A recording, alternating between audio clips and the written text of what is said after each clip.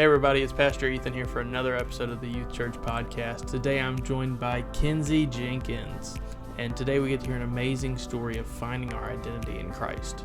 Let's listen in.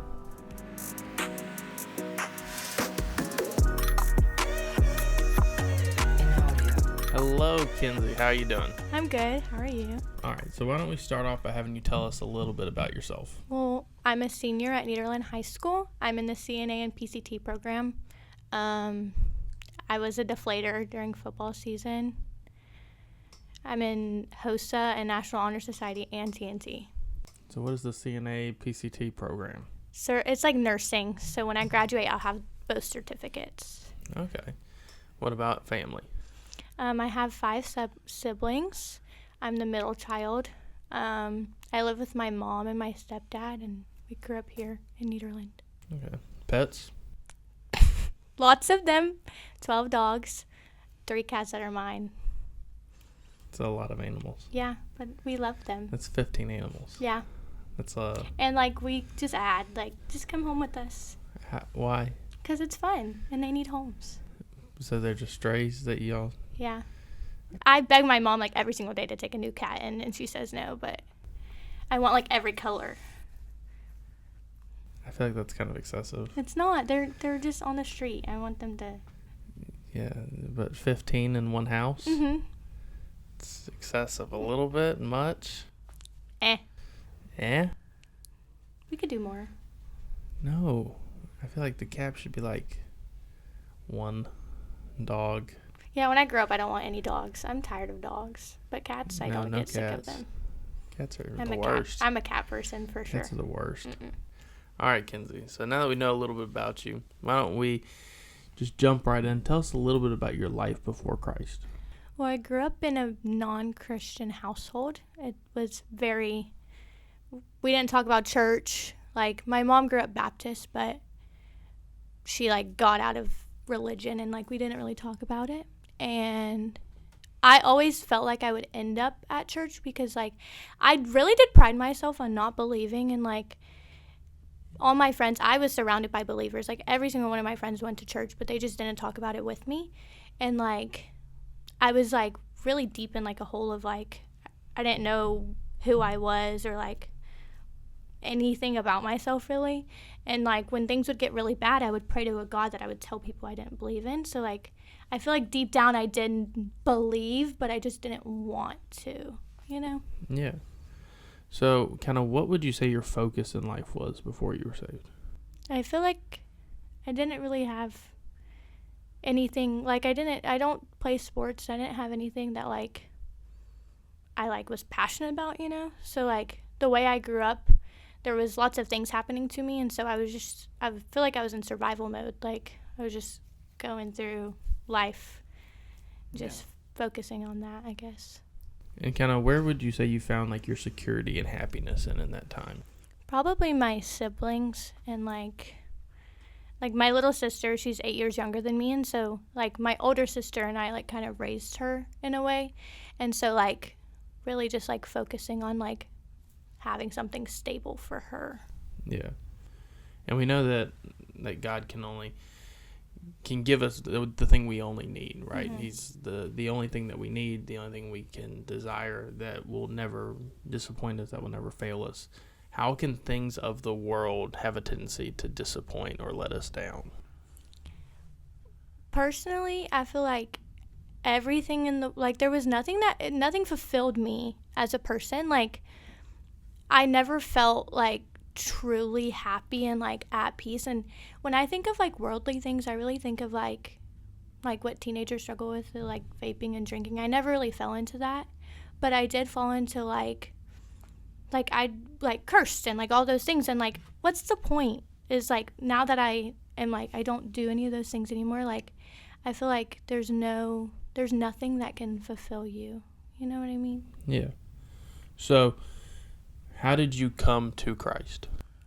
Well, in April of 2023, two of my best friends, me and one of my best friends were in the same boat. We were very sad and soppy and teenage girls.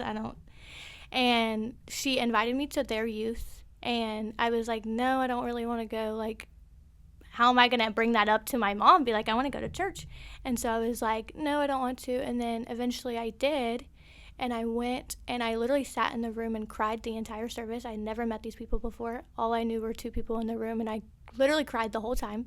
And it was like a different feeling than I've ever felt. And it was like, this is my answer. Like, this is what I've been searching for.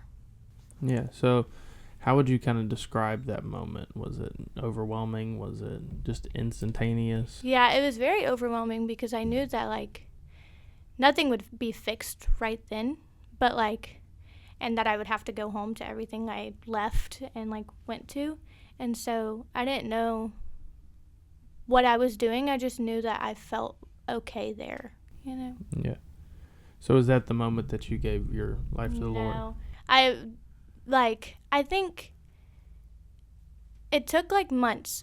We talked about... Sorry. You're good. At Hot Hearts, Bella invited me to this church, and I went to Hot Hearts, and that's when I was in that room, and that's when I gave my life.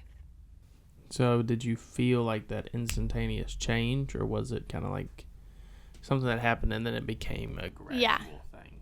It became like, I felt like I started going to church, and like I didn't go to Sunday church, but I started going to youth, and then I did feel like, I didn't feel that push to just like, oh my gosh, Jesus, like be on fire for him.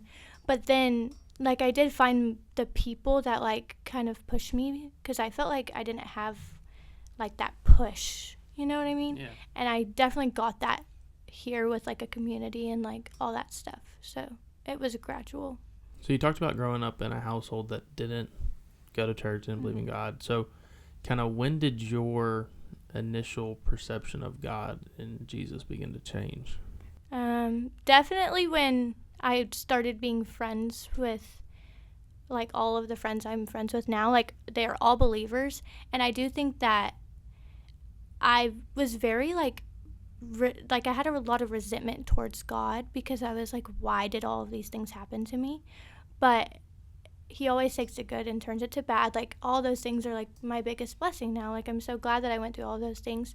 And so I definitely think that once I started going to church and, like, surrounding myself with people that actually believed, my perception of him, like, completely changed.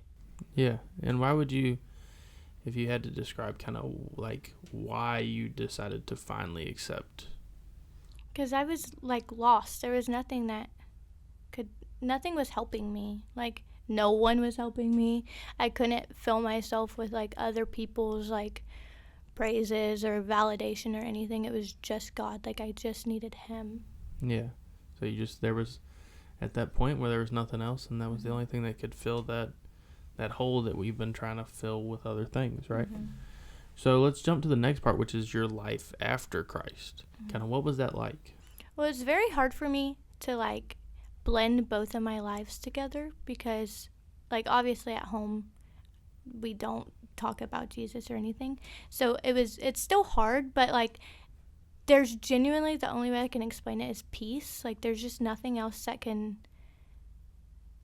like, nothing else helps me or, like, brings me happiness. Like, obviously, like, I've started listening to worship music over, like, other music, and, like, there's just so many things that, like, I don't want them anymore, you know? Yeah. And so, like, it's just happy. Like, I'm just happy. Yeah, so a lot of joy, a lot of peace in your life. Mm-hmm. So your character, your attitude, what about, like, your perspective on life? How has that changed pre-saved to post-saved? Well, pre-saved, I feel like I was very sad, and, like, it's hard to, like, go back and, like, really think about how I felt, because not all of those feelings just, like, disappear, you know? Yeah. And so I feel like I really didn't want to be here in a way. Like, there was no point. But, like, after I got saved, like, I want to, like, tell everyone about Jesus. I want everyone to have a relationship with him. And I just, like, there's just, like, a purpose, you know? Yeah. So we know that in life, whenever we get saved, that it doesn't always end in that, mm-hmm. Life is perfect now. It never is. Mm-hmm. So kind of looking at things that you faced now that you're saved, how would your reaction be different if you weren't saved to facing those trials and tribulations? I think about this all the time, and like the way that I used to act, like my parents drinking and like all that stuff, the way I used to like talk to them and like react to them was not nice. I was not helping anything. And so like I think now I would handle things way differently, and I feel like a lot of the things that I was faced with I'm not faced with anymore because I just like carry myself in a different way. Like I don't want the drama. Yeah. So what do you say motivates you now in life? Probably like being on, like personally I feel like I'm very on fire for Jesus, and I'm not lukewarm, and I want, like some days I am and I'm just like I don't want to open that Bible, like I don't like all that stuff, but I do think I want people to just have a relationship with him and know that he's the answer. And like my family and stuff, they still aren't saved, and like I think that is like one thing that I want to push towards. Yeah. What would it mean to you if your family got saved? The world. I mean, I feel like everything would be okay. I know it wouldn't, but right now that's what I want, you know? Yeah. So you went to camp this year for the first time. Kind of tell us about that experience for you. Well, I went into camp with a lot of like anger. I was really angry at the world, and like I knew that going to camp I would have to go home to, like, it was basically a week of like no service. I didn't really have my phone, like we didn't really have internet or anything, and I would have to go back to a world that didn't have like a changed mindset and all of that. And so like at camp, surrounded by people that like also believe and like all that stuff, it's like a completely different feeling, you know? Yeah. So I definitely feel like every night at camp I was slowly like letting go of things, and like eventually going home I'm just like, I don't care, grudges gone, cool, I forgive you, don't care type. Yeah. So if you could talk to yourself from before you were saved, what would be that screaming advice you would give them? Just turn to Jesus. Like, he is literally the answer, and I know you don't want to go there, but like, and I know it's scary, but just, it'll be okay. It's okay. And how do you think your pre-saved self would receive that? You're funny, I don't care. Like, I literally would have been like, haha, okay, I don't want to talk about that. And why do you think that is? Because I do think that, like, having a family that don't believe, and like my mom is very, like, she's atheist for sure. And so I feel like I never really identified with like being atheist, but I do think I like was very much like, just, I didn't care, you know? Yeah. And seeing like your change from where you were at to now, is change possible for anybody? Yeah, it's very possible. I feel like I shifted like completely, like my mindset, everything changed. So I do think it's very possible. And if you could leave people with one thing, what would it be, Kenzie? You're never too late, and you don't have to wash yourself clean to go to church or to find Jesus or to like sit at his feet. Like, he is going to help you, and he's the answer. Yeah, that's good. So is it safe to say that you have found your identity? And yes. That identity being in Christ? Yes. Well, Kenzie, it's been great to have you on. Everybody, I'm Pastor Ethan, and I just want to tell you this. Today, you have an opportunity to find your own identity in Christ. You just have to be willing to accept it. No matter what you grew up in, no matter this, that, or the other, today can be the changing point for you. Listen to God. Trust in him. Follow him. It's been great having you watch, everybody.